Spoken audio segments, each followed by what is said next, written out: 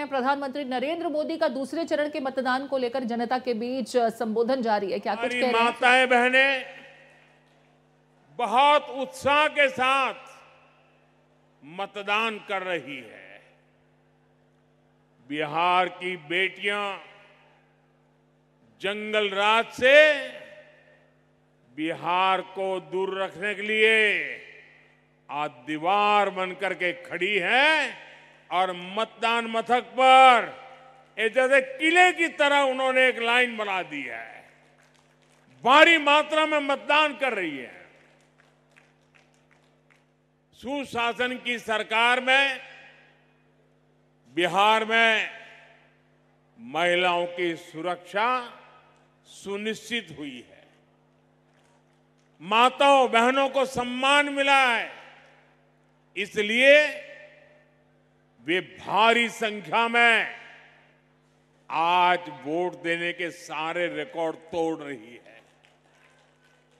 बिहार में कांग्रेस आरजेडी के अनेक दशकों तक उन लोगों ने सरकारें चलाई, लेकिन उनको कभी जीविका दीदी बनाने की याद नहीं आई। उनको लखपति दीदी बनाने के बारे में कभी सोचा ही नहीं। उन्हें पशुपालक बहनों के खाते में सीधा पैसा डालने का ख्याल ही नहीं आया। उनको कभी ये याद नहीं आया कि बहनों का बैंक खाता खुलवाना है। उन्होंने ये भी नहीं सोचा कि आवास योजनाओं के घर बहनों के नाम पर कराना है। साथियों, ये काम एनडीए की डबल इंजन सरकार कर रही है। मोदी ने बहनों के जनधन खाते खुलवाए। आज नीतीश जी की सरकार सीधे 10-10 हजार रुपये नए नए रोजगार शुरू करने के लिए बहनों के खाते में जमा कर रहे हैं। अभी तक 1,40,00,000 बहनों के खाते में ये पैसा पहुंच चुका है। आप कल्पना कीजिए, अगर बिहार का सबसे भ्रष्ट परिवार और देश का सबसे भ्रष्ट परिवार जो जमानत पर बाहर है, ये दोनों अगर सत्ता में होते तो ये पैसे बहनों के खाते में नहीं, एक कांग्रेस आरजेडी के नेताओं की तिजोरी में पहुंच जाते।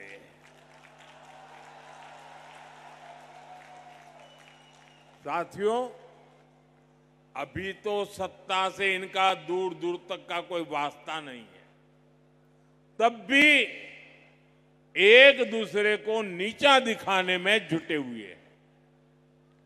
ये नाम के साथी हैं, काम तो एक दूसरे को नीचे घसीटने का ही कर रहे हैं।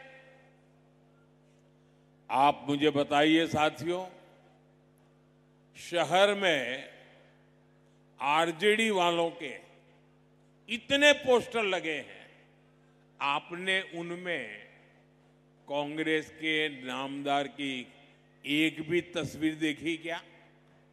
दिखाई दिया क्या? अगर कहीं होगी भी तो दूरबीन से देखे बिना दिखेगी भी नहीं।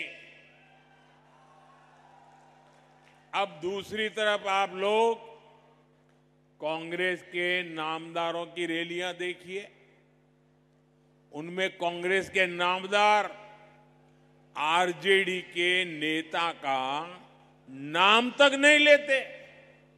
ऐसी छुआछूत कि एक दूसरे का छाया भी उनको अब डर लगता है।